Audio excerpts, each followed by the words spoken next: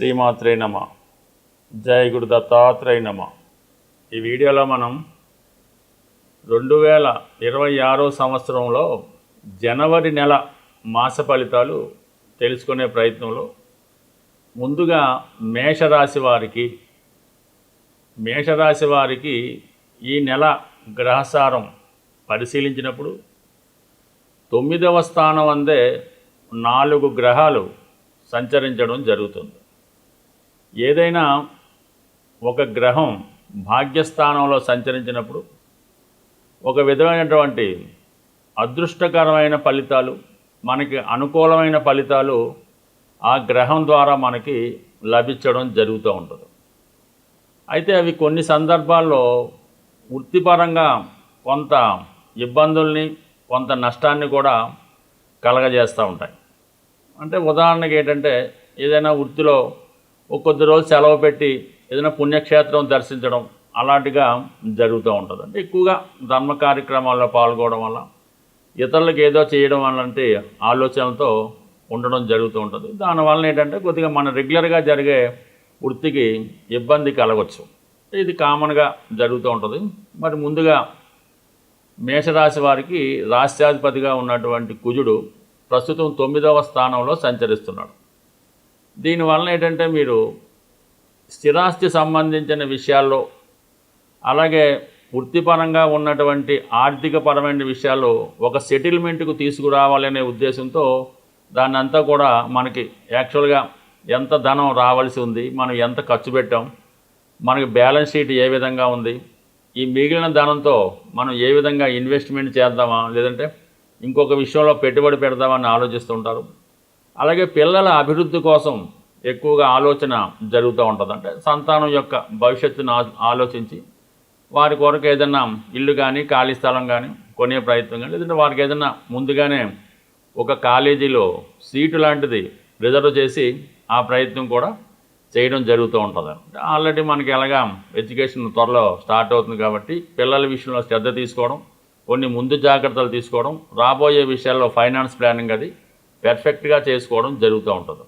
అయితే అనూహ్యంగా మనకి జనవరి 15 తర్వాత కుజుడు దశమ స్థానంలోకి ఉచ్చస్థానంలోకి రావడం జరుగుతుంది. అంటే దశమం అన్నది కుజుడికి ఉచ్చస్థానం, దాంతోపాటు కుజుడు అక్కడ దిగ్బలం పొందడంతో మరి మేషరాశి వారికి ఒక విధంగా పంచమహాపురుష యోగాల్లో రుచిక మహాపురుష యోగం అనే యోగం ఏర్పడడం జరుగుతూ ఉంటుంది. అది దశమ స్థానంలో అవడం వల్ల వృత్తిపరంగా ఎక్కువ శ్రద్ధ తీసుకుంటారు.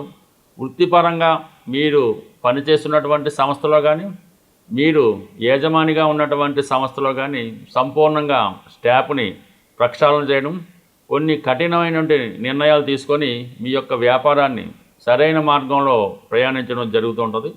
మీరు ఒక అధికారిగా ఉంటే చాలా కఠిన నిర్ణయాలు తీసుకోవడం జరుగుతూ ఉంటుంది. ఎదటవారు ఎవరు కూడా మీ వ్యక్తిగత విషయాల్లో కానీ, వ్యాపార విషయాల్లో కానీ ఎటువంటి ఏలు పెట్టకుండా జాగ్రత్త పడడం జరుగుతూ ఉంటుంది. వారు ది సేమ్ టైం ఏంటంటే, ఎవరైతే కొత్త ఉద్యోగం కొరకు ప్రయత్నం చేస్తున్నారో, ఉన్న ఉద్యోగంలో అభివృద్ధి కోసం ప్రయత్నం చేస్తున్నారో వాళ్ళకి ఇది చాలా అనుకూలంగా ఉంటుంది. ముఖ్యంగా రియల్ ఎస్టేట్ రంగంలో ఉన్న వాళ్ళకి అద్భుతమైనటువంటి అవకాశాలు రావడం జరుగుతూ ఉంటుంది. మీరు ఎక్కడ ఎటువంటి వెంచర్ అయినా, ఎటువంటి స్థలాన్నైనా అమ్మాలనే ప్రయత్నంలో ఆటోమేటిక్గా దాని యొక్క బిజినెస్ కంపల్సరీగా జరుగుతుంది. ఈ రాబోయే జనవరి 15 నుంచి నెలాఖరు దాకా చాలా బిజీగా వ్యవహరించడం జరుగుతూ ఉంటుంది. అటు మీరు డిపార్ట్మెంట్లో ఉన్నా, రాజకీయ రంగంలో ఉన్నా, రియల్ ఎస్టేట్ రంగంలో ఉన్నా, లేదంటే ఏదన్నా ఇండిపెండెంట్గా మార్కెటింగ్ చేస్తున్నా కూడా చాలా బిజీగా ఉంటూ అనుకున్న టార్గెట్ని సకాలంలో రీచ్ అవ్వడానికి కూడా చాలా బలమైనటువంటి అవకాశాలు ఈ సమయంలో రావడం జరుగుతుంది. మరి రవి పంచమాధిపతిగా భాగ్యస్థానం రావడం వల్ల జనవరి 15 వరకు భాగ్యస్థానంలో పిల్లల యొక్క అభివృద్ధి మీకు కలుగుతుంది. తండ్రి గారి యొక్క అభివృద్ధి కూడా మీకంటే మీ కుటుంబంలో ఎవరో ఒకరికి మంచి గుర్తింపు, పలుకుబడి పెరగడం జరుగుతుంటుంది. వ్యక్తిగతంగా మీరు ఏదైనా పుణ్యక్షేత్రాన్ని దర్శించడం కానీ, మీ పై అధికారులను కలుసుకోవడం కానీ, ఏదైనా ఒక ఆధ్యాత్మిక గురువుని కలుసుకోవడం కానీ జరుగుతూ ఉంటుంది. మరి జనవరి 14 తర్వాత రవి కూడా దశమ స్థానంలోకి వస్తూ అక్కడ దిగ్బలుడై ఉండటం వలన వృత్తిపరంగా చాలా స్ట్రిక్ట్గా ఉంటారు. అలాగే కొత్తగా పదవి నామినేటెడ్ పోస్ట్ లాంటివి ఆశిస్తున్న వారికి ఆ సమయంలో ఒక కొత్త పదవి లాంటిది రావడం జరుగుతూ ఉంటుంది. మరి బుధుడు మరి శుక్రగ్రహం కూడా రవితో సంచరించి కంబస్ట్గా ఉండడం వల్ల ధన సప్తమాధిపతిగా మరీ దగ్గరగా రవితో ఈ శుక్ర సంచారం వల్ల ఆర్థిక విషయాల్లో కుటుంబ విషయాల్లో ఇబ్బందికరంగా ఉంటుంది. జీవిత భాగస్వామి యొక్క ఆరోగ్యపరంగా కొంత ఇబ్బందులు ఎదుర్కోవాల్సి ఉంటుంది. అదే వ్యక్తిగతంగా మీరు స్త్రీలు అయి ఉంటే వృత్తిలో చాలా బిజీగా ఉన్నప్పుడు కూడా వ్యక్తిగత అనారోగ్య కారణాల వల్ల వృత్తిపరమైనటువంటి శ్రమ ఎక్కువగా ఎదుర్కోవడం జరుగుతూ ఉంటుంది. అలాగే ఇంచుమించుగా బుధుడు కూడా ఇదే రాశిలో సంచరిస్తూ మరి ఇదే 15వ తారీఖున బుధుడు కూడా దశమస్థాన సంచారం వల్ల కొత్త వ్యాపార అవకాశాలు వస్తుంటాయి. ఉన్న ఆదాయంతో పాటు అదనపు ఆదాయం సమకూర్చునే చాలా ప్రయత్నాలు తప్పకుండా నెరవేరే అవకాశం ఉంది. విద్యార్థులకి స్టైఫండ్ లాంటిది కానీ నిరుద్యోగి ఉద్యోగ ప్రయత్నాలు కానీ తప్పకుండా జరిగే అవకాశం ఉంది. బట్ ఏదైనా ఈ మేషరాశి వారికి ప్రధానంగా వేగంగా సంచరించే ఈ 4 గ్రహాలు మొదటి 15 రోజులు భాగ్యస్థానంలో ఉంటూ ఒక ఆధ్యాత్మిక సంబంధించిన కార్యక్రమాలు దైవ కార్యక్రమాలు ఉంటాయి.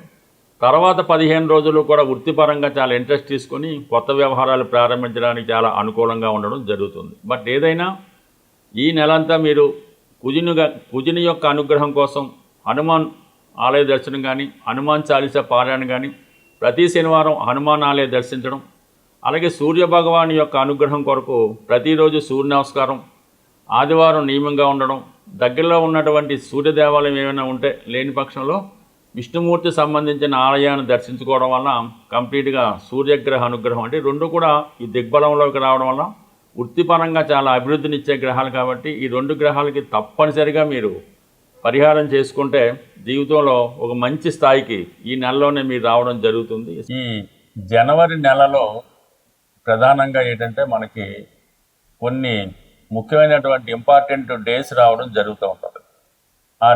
ఆ డేస్లో ఆ విధి విధానంగా ఆ కార్యక్రమాలు పూర్తి చేసుకుంటే జీవితంలో కొన్ని మలుపులు రావడం జరుగుతుంటుంది. ప్రధానంగా మనకి ఈ డిసెంబర్ 30వ తారీఖున మరి ముక్కోటి ఏకాదశి సందర్భంగా ఉత్తర ద్వార దర్శనం అన్నది జరుగుతూ ఉంటుంది. అంటే ఇది మామూలు విషయం అయితే కాదు. సాక్షాత్తు వైకుంఠంలో ఉన్నటువంటి మహావిష్ణువుని సందర్శించినంత పుణ్యఫలం దక్కుతూ ఉంటుంది. ఎవరైతే తీవ్రమైనటువంటి ఆర్థిక సమస్యలతో బాధపడుతుంటారో వాళ్ళు ఈ డిసెంబర్ 30వ తారీఖున ఈ ముక్కోటి ఏకాదశి నాడు మరి ఉత్తర ద్వారం గుండా ఆ విష్ణుమూర్తి వెంకటేశ్వర స్వామిని దర్శించడం వల్ల మీకున్నటువంటి సమస్త ఈతి బాధలు ఆర్థిక సమస్యలు పరిష్కారం అవుతాయి. వీలైతే ఆ రోజు చాలా పవిత్రంగా ఉంటూ విష్ణు సహస్రనామాన్ని కానీ గోవిందనామాలను కానీ వినటం ద్వారా మీ జీవితాన్ని ధన్యం చేసుకోవచ్చు. అలాగే జనవరి 31 అంటే ఇది డిసెంబర్ 30, జనవరి 31న శని త్రయోదశి రాబోతుంది. ఆ రోజు విధి విధానంగా శని భగవానుడికి తైలాభిషేకం జరిపించుకోవడం, ఎక్కువగా శివాలయంలో ఉన్నటువంటి శని భగవానుడికి తైలాభిషేకం చేసుకుంటే ఎక్కువ ఫలితం మీరు పొందుతారు. అదే రోజు అదే దేవాలయంలో ఉన్నటువంటి శివుడికి కూడా మరి అభిషేకం చేయించుకోవడం వల్ల కంప్లీట్గా ఆ శుభ ఫలితాలు మీరు పొందడం జరుగుతూ ఉంటుంది. మరీ ముఖ్యంగా జనవరి 25వ తారీఖున రథసప్తమి రాబోతుంది. ఆ రోజు మీకు ఉన్న ఆచారం ప్రకారం మీ గ్రామ ఆచార ప్రకారం సూర్యదేవుణ్ణి మరి పాయసం తయారు చేసి నైవేద్యంగా పెట్టి పూజించడం వల్ల అనారోగ్య సమస్యలతో ఎవరైతే ఇబ్బంది పడుతున్నారో వాళ్ళు ఈ అనారోగ్య సమస్యల నుంచి బయటపడి సంపూర్ణ ఆరోగ్యవంతులు అవ్వడం జరుగుతూ ఉంటుంది. అలాగే ఇంకొక పూర్వకాలం ఆచరిస్తున్నటువంటి గొప్ప రెమెడీ ఏంటంటే ఈ సంక్రాంతి అయిపోయిన తర్వాత జనవరి 17వ తారీఖున ముక్కనుమ అని వస్తూ ఉంటుంది. ఆ ముక్కనుమ రోజు ఎవరు ఇల్లు కదలకుండా ఊళ్ళకి వెళ్లకుండా ఇంట్లోనే ఉంటారు.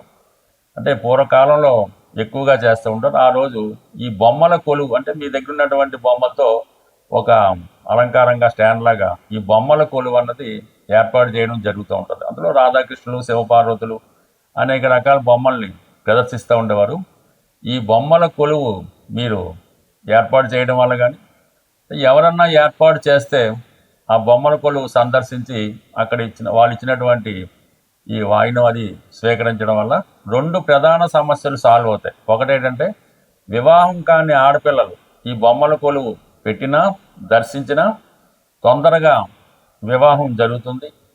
అలాగే ఎవరైతే సంతానం లేక ఇబ్బంది పడుతున్నారో వాళ్ళకి సంతాన భాగ్యం కూడా కలిగే అవకాశం ఉంటుంది. కాబట్టి వీలైతే మీ గ్రామంలో మీ పట్టణంలో ఒక్కసారి ఈ బొమ్మల కొలువుని సందర్శించి వాళ్ళు ఇచ్చినటువంటి ఆతిథ్యాన్ని కూడా స్వీకరించడం వల్ల కొన్ని అంటే ఇవి పురాతనంగా వస్తున్నటువంటి ఆచారాలు కాలగమనంలో కలిసిపోవడం జరుగుతూ ఉంటుంది. కాబట్టి ఈ చిన్న చిన్న పరిహారాలు పాటిస్తూ ప్రధానంగా ఈ జనవరి 15 నుంచే ఉత్తరాయణ పుణ్యకాలం స్టార్ట్ అవుతుంది. కాబట్టి ఈ సమయంలో మీరు ఏదైనా ఒక దీక్ష తీసుకొని ఒక సంకల్పం చేసుకొని ఒక భగవంతుణ్ణి ఎక్కువగా ఆరాధించడం వల్ల నమ్మడం వల్ల ఆ ఫలితం కూడా మీకు ఎక్కువగా వచ్చే అవకాశం ఉంది. బట్ ఏదైనా ఈ ఆచారాలు వ్యవహారాలు పాటించడం ఏదైనా ఎవరిదైనా ఆంగ్ల సంవత్సరాది కొత్తగా ప్రారంభమవుతుంది. కాబట్టి కొన్ని కొత్త అలవాట్లు చేసుకుంటే జీవితంలో కొన్ని కొత్త మార్పులు రావడానికి అవకాశం ఉంటుంది. స్వస్తి.